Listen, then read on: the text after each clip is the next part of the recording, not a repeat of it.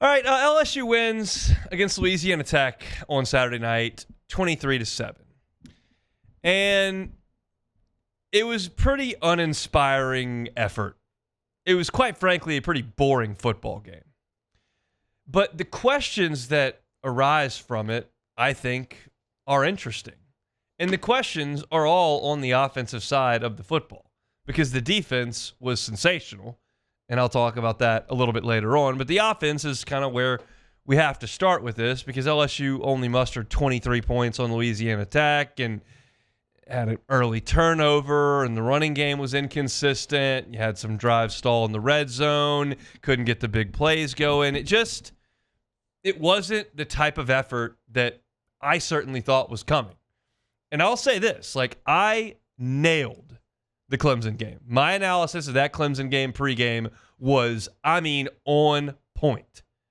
My analysis of this Louisiana Tech game was pathetic and completely wrong in every way. I said all week long last week, LSU is going to come out in the home opener focused, locked in, and they are going to play exceptional from the word go on Saturday night. And the offense didn't. And so the question that arises, okay, what did we just watch on Saturday night then? Did we watch a team that was a little bit uninspired? Did we watch a team that was fired up, ready to roll against Clemson in a top 5 environment on the road and played great and then couldn't reach that level of focus and energy against Louisiana Tech, who's not any good? Did we watch a team that was too focused on the opener, 1-0, 1-0, 1-0, and then didn't translate it to week 2? Did we watch a team that just didn't execute well? They just didn't play very well, but they will. Or did we watch a team that just isn't very good on offense? Any of those questions are a reasonable ask, and you can't get the information from Saturday's performance. You will learn as we move forward whether or not LSU is good on offense. Because now you have a sample size of 2 games, one against Clemson, where I could frame it very positive, but I could frame it kind of negatively. You scored 17 points. A lot of college football games are not won with 17 points at this point. LSU did not run the ball great at Clemson. They stuck to it, and they were consistent with their approach, but the productivity wasn't brilliant, and they didn't hit a bunch of deep balls. It was a lot of stuff around the line of scrimmage, and you got out of there because your defense was great, and you won 17-10. So now you come back and you play Louisiana Tech, and you just weren't great in this game either. You look at Nussmeier's effort, and it's 26 out of 41, 237 yards, threw a touchdown, had a pick, but nothing deep. You had the deep ball wide open on the first drive. Berrien Brown gets 4 steps on the Tech secondary, and Nussmeier just underthrew it. That's a guy with plenty of arm. He just made a bad throw. And then after that, you didn't get anything really down the field.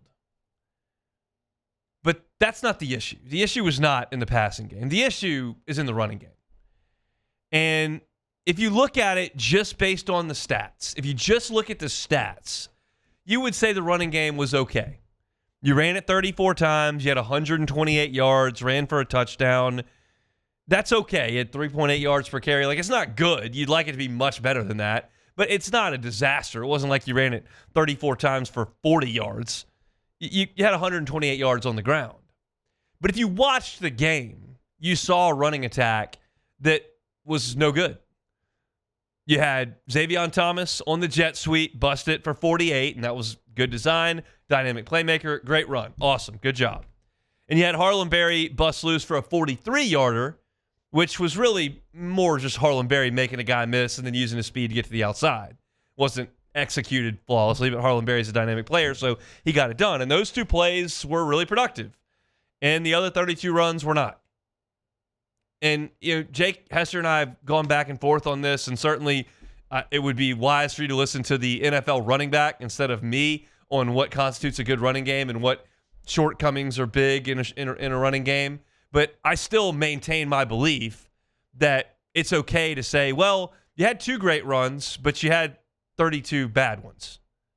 And I don't think that makes a positive running game. I'm not saying take those runs away, but I am saying that if you're going to rely on just busting a couple of 45-yard runs, I would rather have a consistent ground game that gets 5, 6, 7, 11 a lot than 2, -1, -3, 3, 0, -1, 50. Like, that's not, to me, sustainable. What you want is a consistent ground game, and they didn't have it. For Caden Durham, against a Conference USA team, to have 13 carries and none of them go for more than 5 yards, and to finish the game with 13 carries and 29 yards rushing is awful. That's terrible. That's a terrible effort running the ball. Not Caden Durham's fault, the offense's fault. And I'm not here to tell you it's play calling. I'm not here to tell you the offensive line can't block. I'm not here to tell you how many guys were in the box on every running play. I'm telling you that the productivity was not good enough. And Brian Kelly gave his frustration on that on Saturday night after the game. He said, look, like, our effort was good. Our productivity was not good enough. That's what he said. And I believe that. It's a concern of mine if you can't line up and knock Louisiana Tech out of the way. You ought to be able to line up and knock Louisiana Tech out of the way. Now, this is a overarching theme, not necessarily pointing to a specific play, but this was very obvious to me sitting in the press box watching the game. Louisiana Tech was not going to let LSU beat them deep in the passing. They were not going to let LSU hit the big play, and they played a big shell defense for a lot of the game. Not every snap, but a lot of the game. And theoretically, that should allow you some room to run the football underneath that. And I just don't think that LSU found it significantly enough. This team's never going to have an identity rooted completely in running the football. They're going to be an explosive passing team. They're going to be an efficient passing team. They need to run the ball as a complement to that. And they just didn't do it in this game. And that's frustrating. I thought a perfect encapsulation of this was LSU's final 3 plays of the night. You got a goal-to-go situation from inside the 5-yard line. You handed the ball off 3 times, once to Caleb Jackson, twice to Harlan Berry, and you could not punch the ball in against Louisiana Tech in the 4th quarter from inside the 5. That is no good. It's no good. And it's a problem for this team and this program over the last 3 years that you are not good at running the ball when teams know you're trying to run the ball. And that is a hallmark and a characteristic of championship football teams. And LSU, as a program for 3 years, has not had it. You had Jaden Daniels, who could wave a magic wand and make people miss and run the football in. But you have not been able to, quote-unquote, traditionally pound the ball into the end zone from short yardage for 3 years. And that's frustrating. Now, again, I'm not suggesting that I'm certain that this team can't do that moving forward. I am leaving the door open for a little bit of a lack of motivation. I'm leaving the door open for Braylon Moore going out and that throwing a wrench in thing because he's your best offensive lineman. I'm leaving the door open for improvement over this team over the course of the next 10 ball games. But in leaving that door open, I'm also acknowledging that what you saw on Saturday wasn't good enough. Nussmeier wasn't great. He was inaccurate. That is going to get fixed. He's a great quarterback, and he's going to throw the ball better than he did on Saturday.